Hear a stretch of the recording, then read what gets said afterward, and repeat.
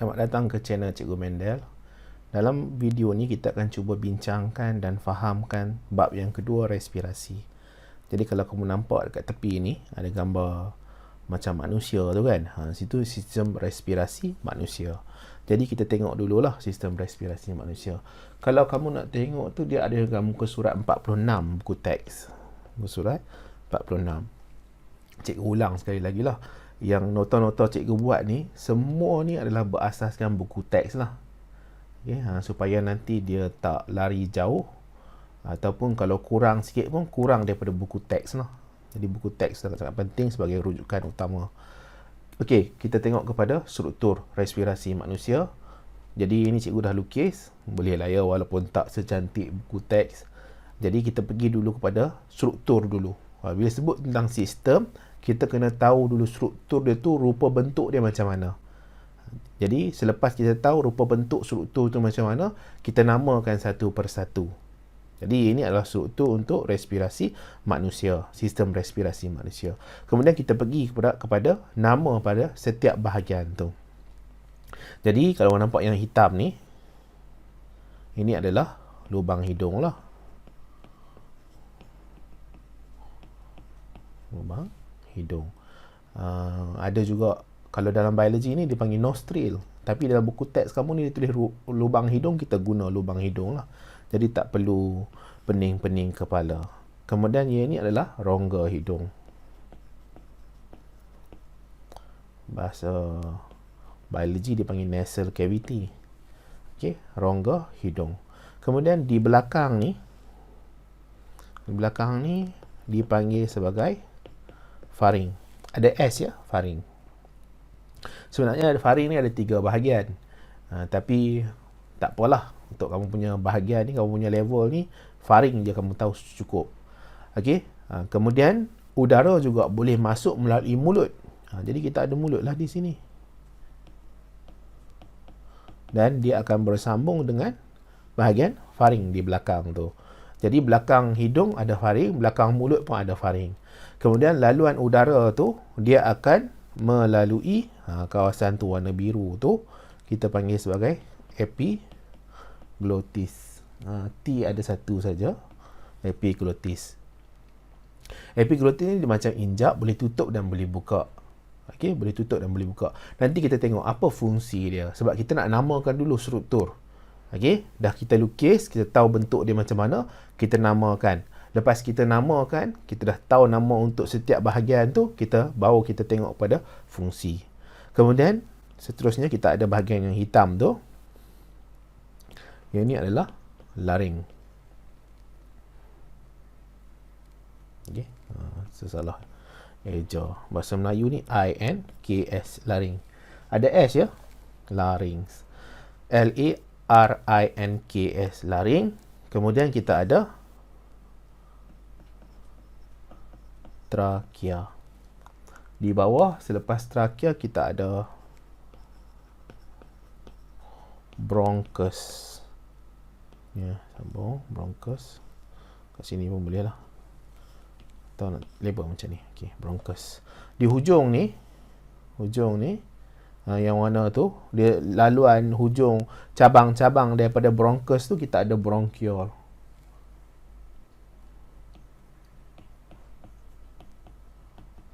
Okey, bronchiole.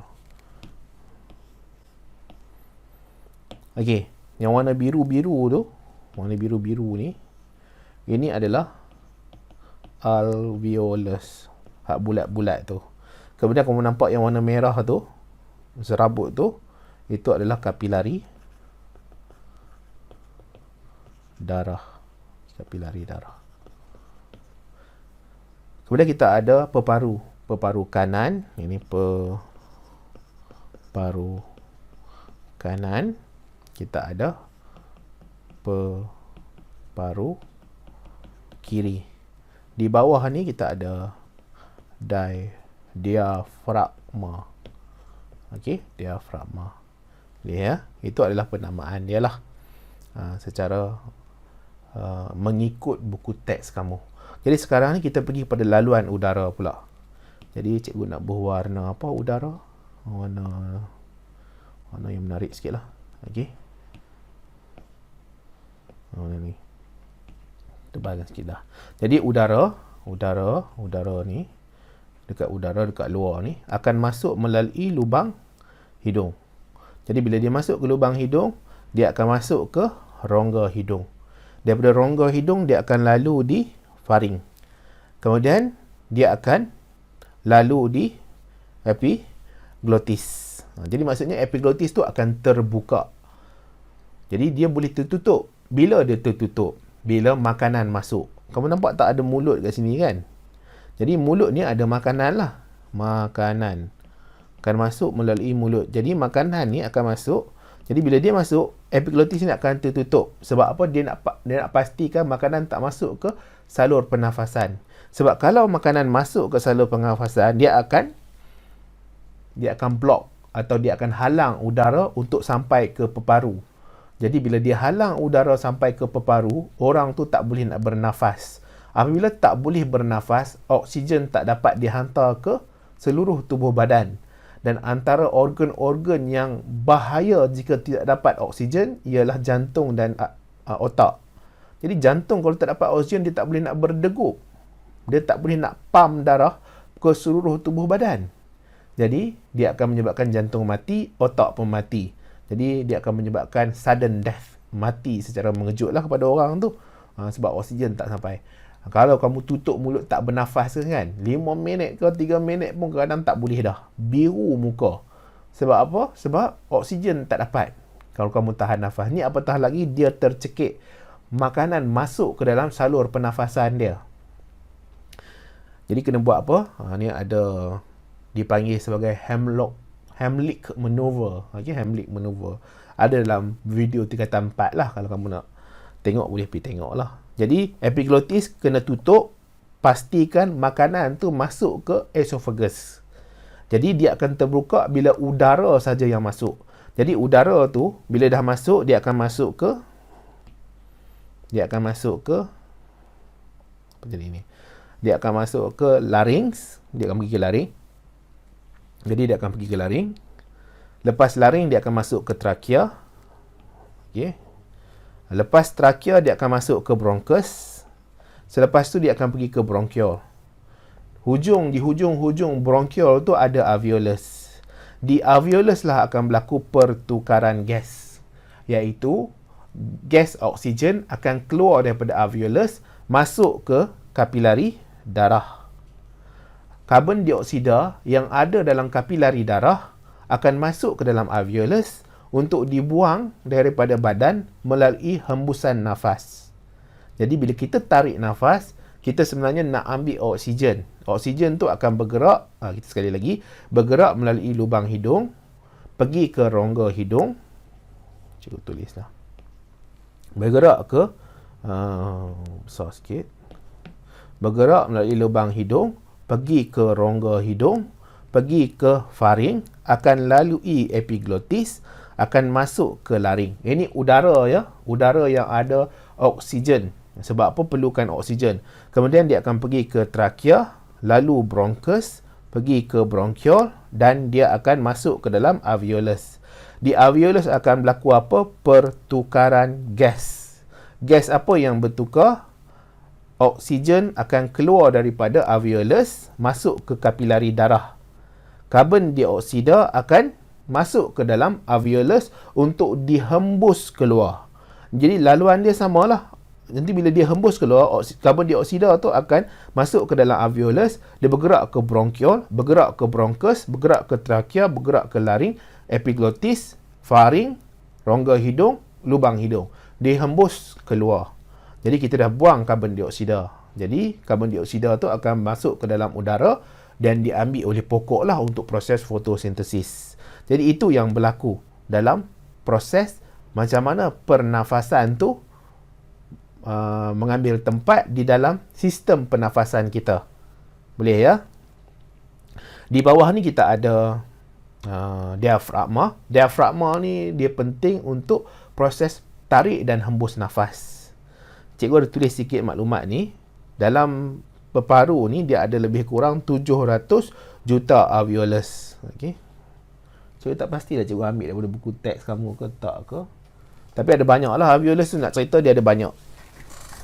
Okey, sekarang ni kita nak tengok apa jadi dekat kita punya otot, dekat tulang rusuk.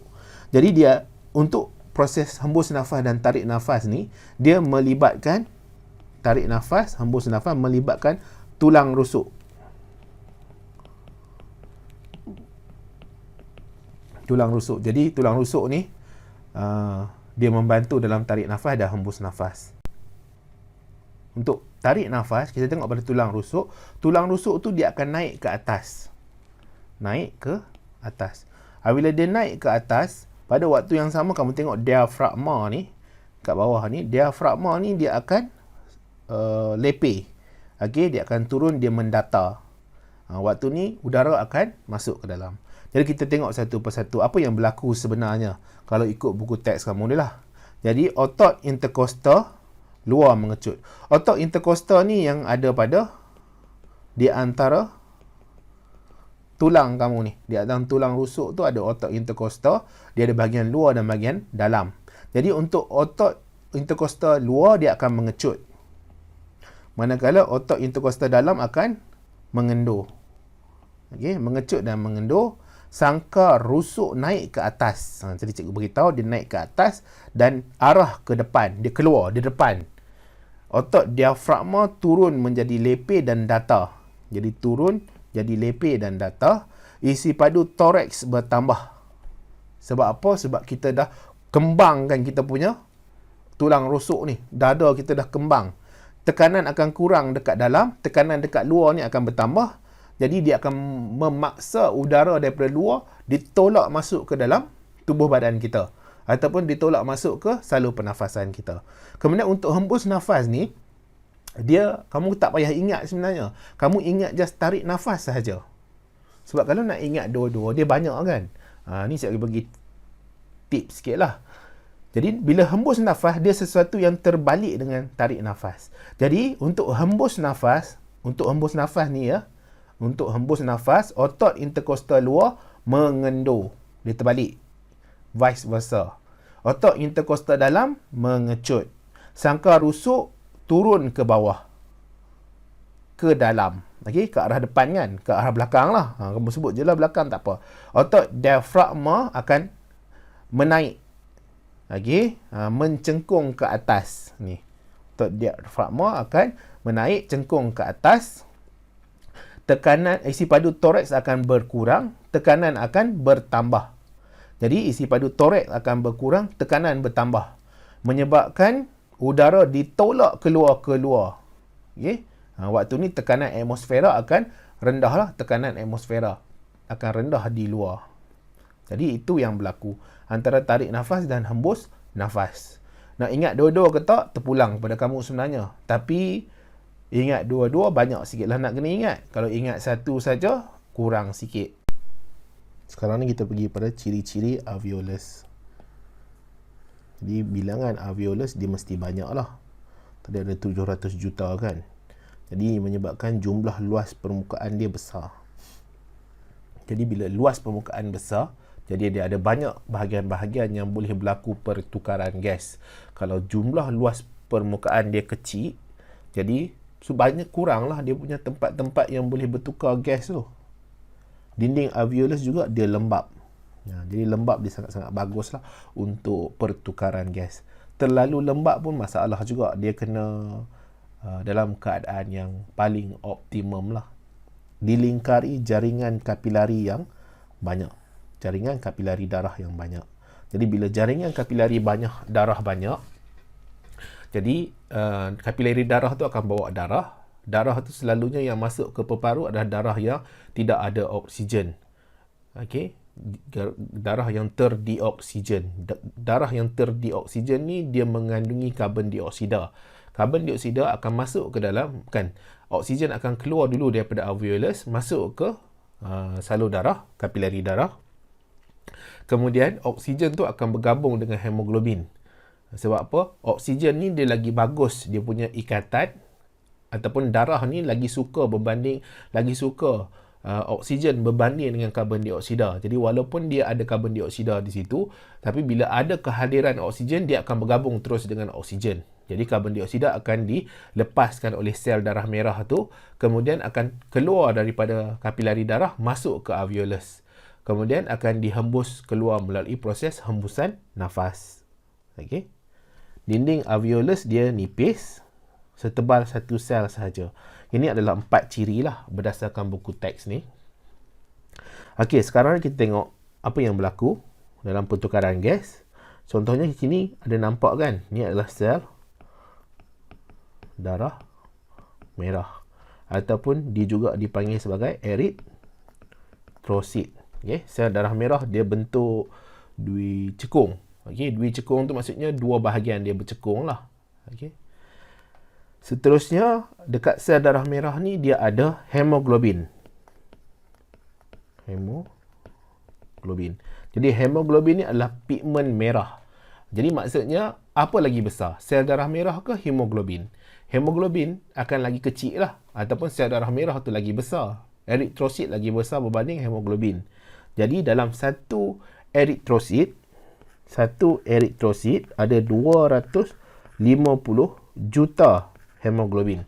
Jadi satu eritrosit ada 250 juta.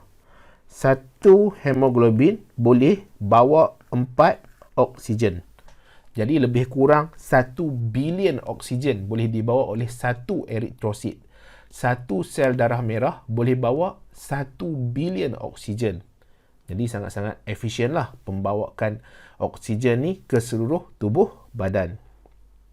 Jadi sel darah merah ni akan masuk ke dalam peparu.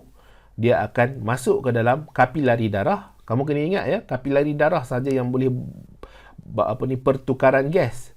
Di arteri dan vena tidak boleh berlaku pertukaran gas. Sebab apa? Sebab arteri dan vena dinding dia tebal. Paling tebal sekali arteri lah.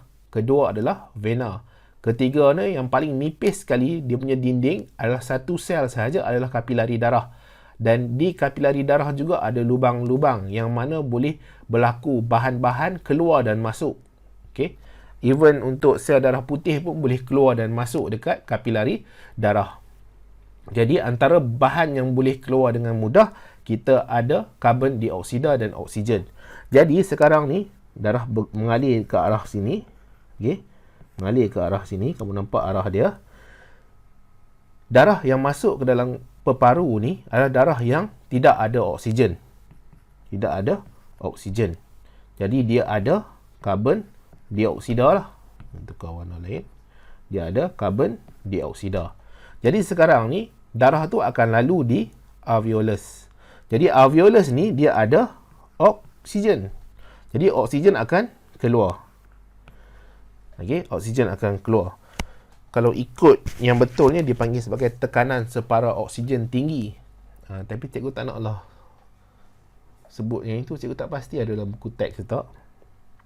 Jadi oksigen yang tinggi dalam alveolus tu akan keluar daripada alveolus. Sebab apa dia tinggi dekat alveolus? Sebab ada tarik nafas yang akan ambil oksigen daripada udara masuk ke sistem pernafasan. Akhirnya hujungnya dia ada alveolus. Sebelum tu dia ada bronchiol. Jadi oksigen akan keluar dulu. Ya, oksigen keluar dulu akan masuk ke dalam kapilari darah. Apabila dia masuk ke dalam kapilari darah, oksigen tadi akan masuk ke dalam sel darah merah ataupun eritrosit. Apabila dia masuk ke dalam sel darah merah, karbon dioksida akan keluar. Jadi karbon dioksida akan keluarlah daripada sel darah merah. Jadi bila karbon dioksida keluar daripada sel darah merah, karbon dioksida ni akan masuk ke dalam alveolus. Dia punya pergerakan. Dia ada lagi lengkap sebenarnya. Maksudnya ada lagi banyak detail. Dia punya tu mendalam lagi dia punya maklumat tu. Tapi dalam kamu punya silibus ni tak adalah sampai tahap tu. Just ingat yang mudah cikgu cerita ni saja. Jadi oksigen tinggi dalam alveolus, dia keluar daripada alveolus, dia masuk ke dalam kapilari darah. Dari kapilari darah kemudian dia akan masuk ke dalam eritrosit. Eritrosit akan bergabung dengan oksigen. Jadi pada waktu tu dia ada karbon dioksida, jadi dibuang karbon dioksida. Karbon dioksida masuk ke dalam kapilari darah yang bukan sel darah merah lah. Kemudian karbon dioksida tu masuk ke dalam alveolus. Jadi alveolus sekarang ni tinggi kepekatan karbon dioksida. Jadi bila tinggi kepekatan karbon dioksida akan berlaku hembus nafas. Jadi dia akan tolak karbon dioksida keluar daripada badan melalui hembusan nafas. Jadi itulah yang berlaku dalam pertukaran gas. Jadi sekarang ni sel darah merah yang ada di hujung-hujung ni semuanya ada oksigen. Jadi oksigen ni kemudian akan masuk balik, darah ni akan masuk balik ke jantung sebenarnya sebelum dia masuk ke arteri untuk ditolak ke seluruh tubuh badan. Okey, sebelum dia masuk ke arteri untuk ditolak ke seluruh tubuh badan. Jadi itu yang berlaku lah. Cikgu harap kamu faham lah. Ni cikgu selalu ulang, bagi tahu bila buat video. Sebenarnya video ni hanya sebagai tambahan saja. Yang utama kamu dengar cikgu kamu kat sekolah lah. Okey, kamu dengar cikgu kamu kat sekolah, kamu fahamkan apa yang cikgu kamu ajarkan di sekolah. Kemudian kalau rasa memerlukan tambahan ataupun kadang-kadang sebelum nak tidur, sebelum nak pergi sekolah tunggu, jadi bolehlah dengar sedikit sebagai ulang kaji. Tapi yang paling penting sekali, kena ingat dengar cikgu kamu kat sekolah apa yang diorang ajarkan. Moga berkatlah ilmu kamu. Kemudian kita ada bahan buangan. Bahan bahaya. Bahan-bahan yang membahayakan sistem pernafasan. Jadi kita ada tar. Tar ni ada pada asap rokok lah. Jadi dia boleh bunuh sel, tambah mucus. Jadi bila ada kehadiran tar ni dalam sistem pernafasan kita, menyebabkan tubuh badan ni dia hasil lebih banyak mucus. Kenapa dia hasil lebih banyak mucus? Sepatutnya dia nak memerangkap tar ni daripada merosakkan sistem pernafasan. Tapi masalah pula kalau terlalu banyak mucus. Okey. Kemudian dia boleh menyebabkan kanser paru-paru. Asalnya boleh bersumberkan rokok. Kemudian kita ada karbon monoksida. Karbon monoksida ni tanpa warna, tidak berbau. Dia boleh bergabung dengan hemoglobin ataupun eritrosit.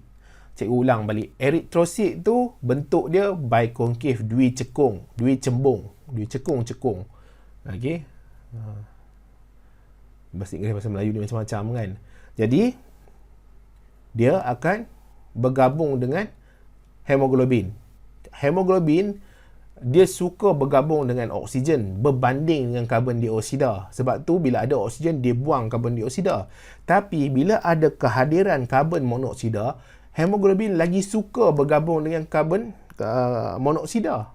Jadi maksudnya dia tak nak bawa dah oksigen kalau ada karbon monoksida. Jadi bila dia tak bawa oksigen, dia bawa karbon monoksida, dia jadi racun nanti.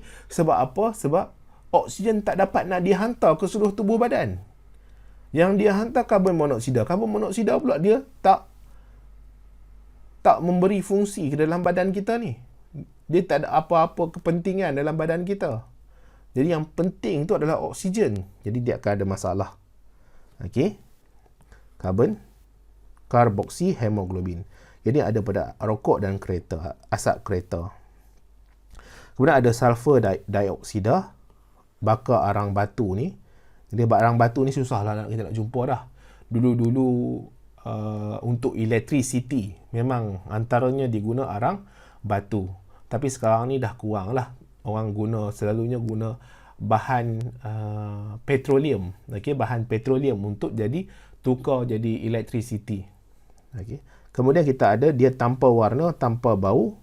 Dia rengsa laluan pernafasan yang menyebabkan batuk, sukar nafas, bronkitis, kanser paru-paru.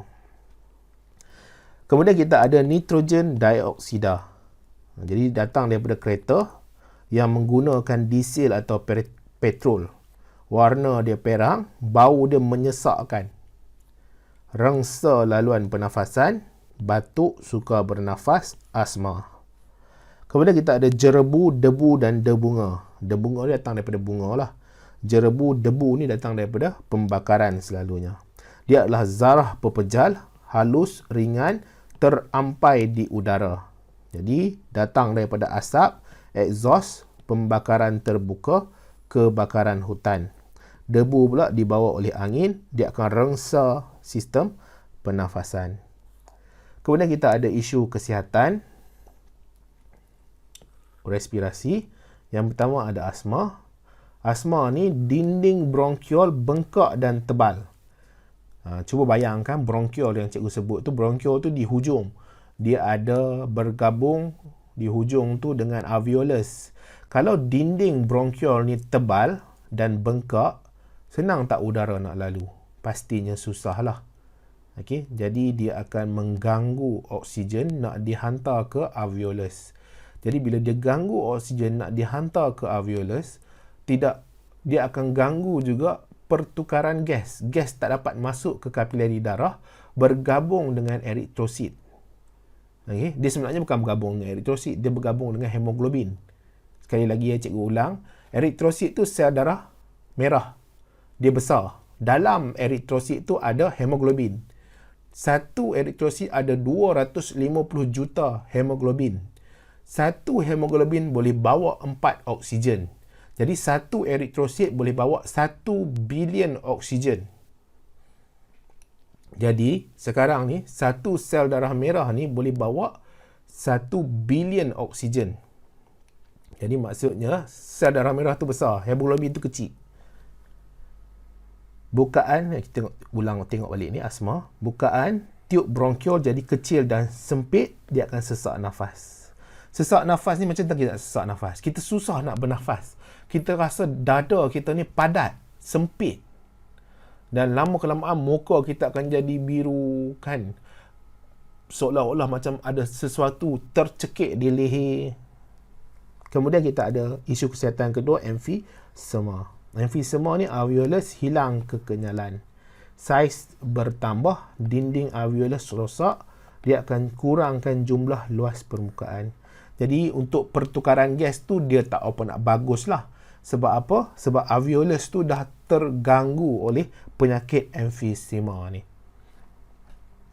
Bronkitis kronik.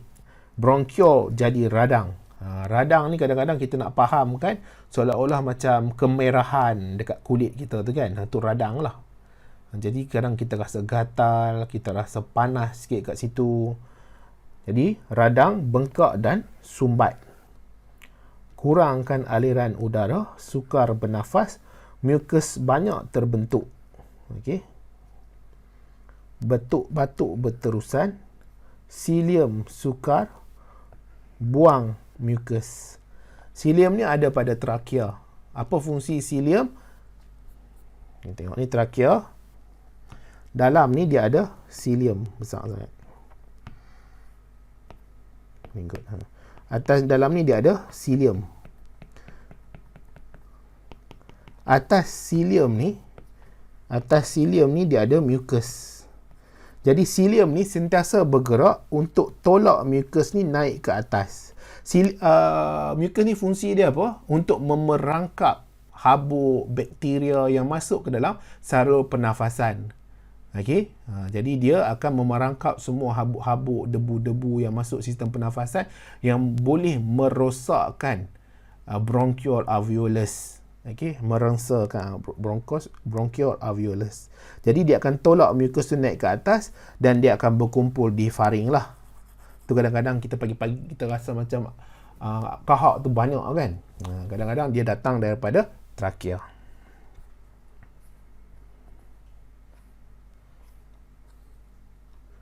Sekarang ni kita pergi kepada sistem pernafasan katak. Katak bernafas menggunakan kulit dan peparu. Jadi katak ni dia special sikit, dia boleh bernafas melalui kulit dan peparu. Dia adalah amfibia, haiwan yang hidup dua alam. Dua alam ni maksudnya apa? Hidup di air dan di darat. Pada waktu dia larva, jadi dia telur dululah, kemudian dia menetas, dia jadi larva. Okey. Dia bernafas menggunakan insang. Jadi dia ada ciri-ciri seperti ikan. Okey, sekarang kita tengok apa yang berlaku. Peparu. Kulit dulu. Kulit. Bernafas apabila kurang aktif. Dia sangat nipis, sangat telap terhadap gas respirasi. Maksudnya, tak ada masalah, gas respirasi boleh merentas kulit katak. Jadi dia boleh merentas kulit katak pergi kepada sel-sel yang ada di katak itu sendiri. Jadi oksigen penting ya. Kamu nampak tangan kamu, cuba tengok jari kamu. Hujung-hujung jari kamu. Nampak tak? Nampak kan hujung jari kamu.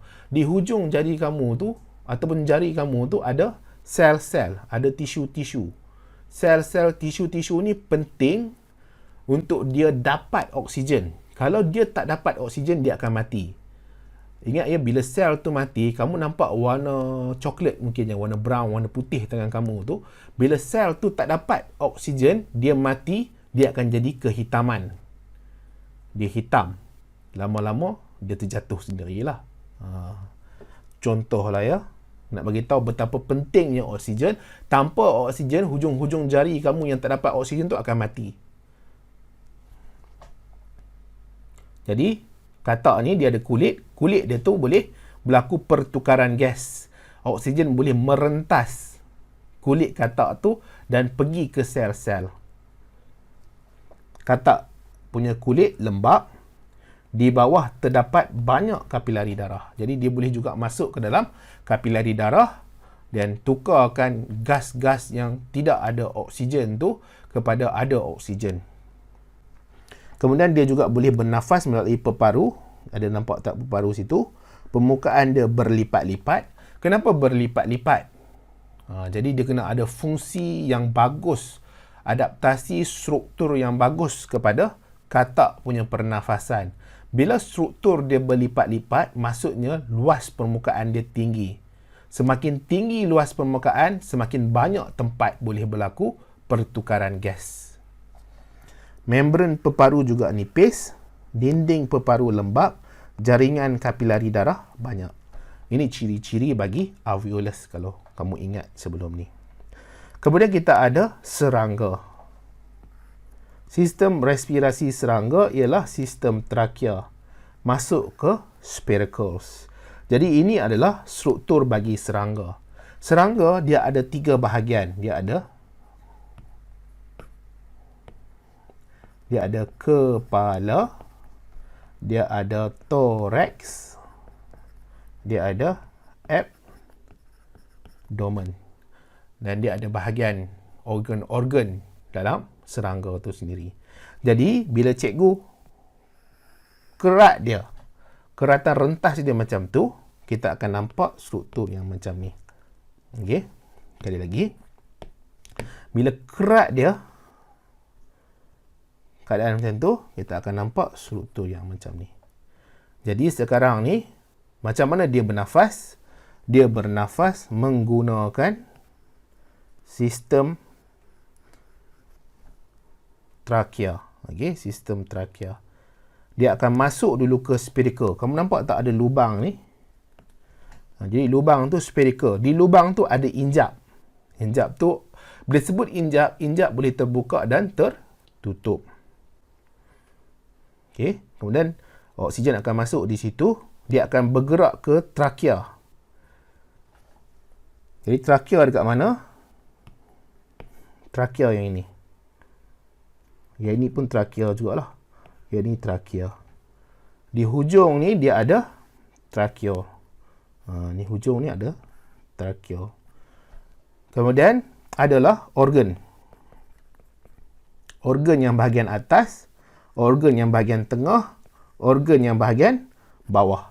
Dia nak pastikan semua organ-organ, sel-sel yang ada pada serangga tu dapat oksigen.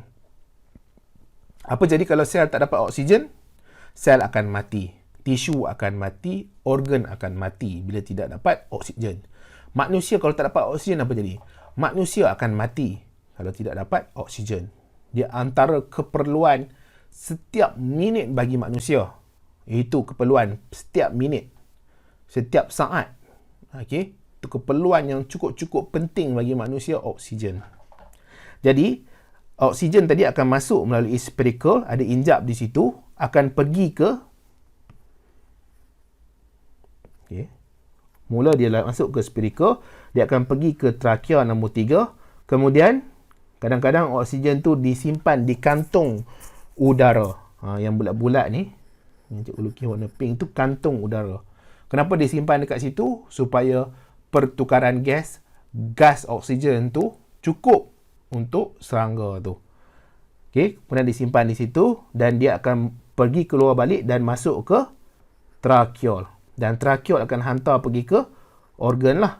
Organ-organ iaitu di atas, di tengah dan di bawah. Itu adalah macam mana boleh berlaku. Kemudian organ-organ tu, sel-sel tu dah dapat, sel tu kemudian akan ada penghasilan karbon dioksida. Karbon dioksida akan masuk ke trakeol, akan pergi ke trakea, akan dikeluarkan di spiracle. Jadi untuk serangga dia lain, berbeza dengan katak, berbeza dengan manusia. Sebab yang mengangkut oksigen untuk katak dan manusia tadi adalah darah. Tapi untuk serangga ni, dia punya laluan tu dan di hujung trakeol tu terus hantar oksigen ke organ-organ. Dia tak diangkut dengan sel darah merah. Jadi cuba kamu ambil belalang kan. Kamu dissect dia, kamu tengok ada darah merah tak? Tak ada. Sebab apa? Dia tak memerlukan darah merah untuk mengangkut oksigen. Dia terus hantar pergi ke bahagian-bahagian yang memerlukan oksigen, masuk terus ke dalam sel-sel dia. Itu adalah serangga. Kemudian kita pergi kepada ikan. Struktur respirasi ikan ialah insang. Insang terdiri daripada filamen disokong oleh lengkung insang. Jadi kalau nampak sini, yang ini adalah lengkung insang. Yang ini adalah filamen. Boleh ya? Kemudian di atas filamen tu, ni filamen. Ni ada lamela. Okey. Di dalam lamela tu ada kapilari darah. Boleh ya? Jadi di sini ni dia ada filamen, di atas filamen tu dia ada lamela. Dalam lamela tu ada kapilari darah. Jadi bila air masuk, air akan masuk kat mana? Air akan masuk di mulut. Bila dia masuk ke mulut, dia akan melalui filamen. Air akan masuk, dia akan melalui filamen. Jadi bila dia melalui filamen, secara automatik dia akan lalui lamela. Dekat lamela tu ada kapilari darah. Jadi bila air lalu sahaja, air membawa oksigen. Air membawa oksigen. Jadi bila dia lalu dekat lamela tadi, oksigen akan masuk ke dalam lamela, akan masuk ke dalam kapilari darah. Jadi darah sekarang ni ambil oksigen, buang karbon dioksida. Jadi air dekat sini, air yang dah keluar melalui merentasi filamen tadi, dia akan ada karbon dioksida. Jadi air kemudian akan keluar melalui operculum. Sekali lagi, air akan masuk, dia akan melalui filamen, kemudian akan berlaku pertukaran gas. Dekat lamela ada kapilari darah, di mana oksigen akan masuk ke kapilari darah, karbon dioksida akan dikeluarkan. Kemudian air akan lalu keluar operculum. Dia punya bahagian tepi kepala dia tu, kalau kamu biasa siang ikan tu, kamu boleh buka dia untuk tarik insang dia keluar kan, kalau makan ikan kembung tu. Jadi situlah macam mana berlakunya pertukaran gas. Kemudian filamen mempunyai unjuran nipis dan pipih dikenali sebagai lamela. Cikgu dah terang tadi. Kemudian kita ada pertukaran gas untuk tumbuhan. Jadi pertukaran gas ni boleh berlaku di daun, batang dan akar. Tapi paling banyak sekali berlaku di daun lah. Okey. Jadi kita nampak ni keratan rentas daun. Atas sekali kita ada cuticle nombor 1. Tak payah bulat lah. Satu saja. Besarkan sikit. Satu, cuticles. Yang ini, cuticles. Dua, epidermis. Sel di atas, di bawah cuticles. Ketiga, kita ada sel mesofil palisad. Okay, sel mesofil palisad. Kalau kamu nampak dekat sel mesofil palisad ni, dia ada banyak yang hijau-hijau ni. Okay, yang hijau ni. Ini hijau. Ada banyak yang hijau-hijau. Yang hijau-hijau tu dikenali sebagai kloroplas. Kloroplas ni kenapa dia hijau? Dia ada pigmen yang menyebabkan dia hijau. Pigmen tu dipanggil sebagai klorofil. Jadi siapa yang besar? Kloroplas ke klorofil? Kloroplas lah yang besar. Klorofil tu kecil. Dia yang menyebabkan pigmen hijau. Hijau-hijau kloroplas, klorofil ni apa yang berlaku di situ? Fotosintesis. Jadi bila sebut tumbuhan, bila sebut daun, bila sebut hijau, akan berlaku fotosintesis. Fotosintesis akan guna karbon dioksida dan akan buang oksigen. Okey, kenapa dia guna karbon dioksida? Untuk proses fotosintesis. Fotosintesis akan gunakan karbon dioksida, cahaya, air. Proses ni berlaku di kloroplas. Akan menghasilkan oksigen dan glukosa ataupun kanji. Kemudian kita ada xylem dan phloem. 4, 5. Xylem dan phloem. Xylem ni akan bawa air dan mineral. Daripada mana dia bawa? Dia ambil dekat akar. Maksudnya berlaku pengangkutan, iaitu di akar tu air daripada tanah akan masuk ke dalam akar. Nutrien daripada tanah akan masuk ke dalam akar. Apa nutrien-nutrien di tanah ni? Contohnya baja nitrat. Jadi baja nitrat ni antara nutrien yang cukup penting bagi pokok. Kalau baja nitrat ni tak cukup, pokok tu kemungkinan akan mati. Macam mana kita nak tahu pokok tu akan mati? Daun dia kekuningan. Lama-lama akan keguguran. Jadi xylem ni akan bawa air yang masuk ke dalam akar, nutrien yang masuk ke dalam akar untuk diangkut ke seluruh bahagian tumbuhan. Daun, ranting, batang, dia akan mengangkut air dan nutrien. Phloem pula akan angkut makanan, iaitu glukosa yang dihasilkan pada proses fotosintesis. 4 dan 5. Kemudian kita ada juga sel mesofil berspan. Kenapa dipanggil sebagai sel mesofil berspan? Sebab dia ada jarak. Okey. Sebab bahasa Inggeris dipanggil loosely packed. Sel mesofil berspan. Spongy mesofil. Dia berjarak antara satu sama lain. Sebab apa dia berjarak? Dia ada sebab dia. Kemudian kita ada nombor 7, epidermis bawah. Di sini juga, di bawah daun ni, dia ada sel pengawal. Nombor 8, dia ada stoma. Stoma tu adalah laluan, lubang-lubang yang ada pada bawah daun. Okey, sekarang ni, dia memerlukan karbon dioksida. Jadi, apabila dia memerlukan karbon dioksida perlu masuk. Jadi, karbon dioksida daripada luar, dia perlu masuk ke dalam daun. Masuk ke dalam daun. Jadi dia nak masuk kat mana? Dia masuk dekat stoma. Jadi ini karbon dioksida. Daripada luar dia masuk ke stoma. Sebab tu dia akan pergi dulu ke kawasan sel mesofil berspan. Sebab apa dia pergi dulu ke sel mesofil berspan? Sebab sel mesofil berspan ni dia jarak antara satu sama lain. Jadi karbon dioksida ni bolehlah pergi ke sini, dia bergerak ke sini, dia bergerak ke setiap sel mesofil berspan yang ada. Sebab apa? Sebab dia ada jarak antara satu sel dengan satu sel lain. Pada waktu yang sama, dia juga boleh pergi ke sel mesofil palisad. Tak ada masalah lah, dia boleh pergi. Okey, dia boleh pergi. Sebab apa dia nak pergi? Sebab nak berlaku fotosintesis. Fotosintesis. Kalau dia tak pergi, fotosintesis tak boleh berlaku. Fotosintesis dia memerlukan karbon dioksida. Karbon dioksida ni datang daripada mana? Daripada udara. Kemudian dia akan hasilkan oksigen. Jadi oksigen.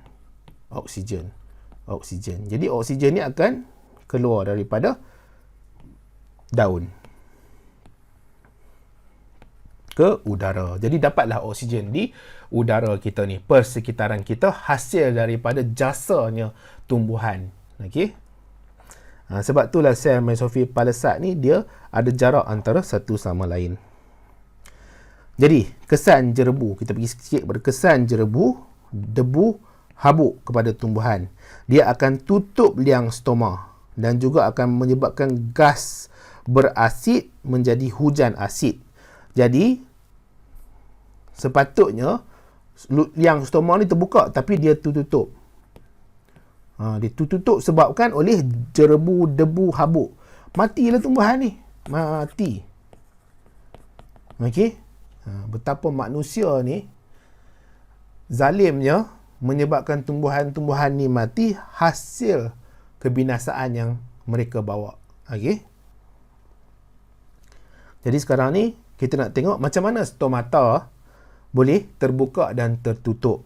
Dia dikawal oleh sel pengawal. Di situ berlakunya proses osmosis.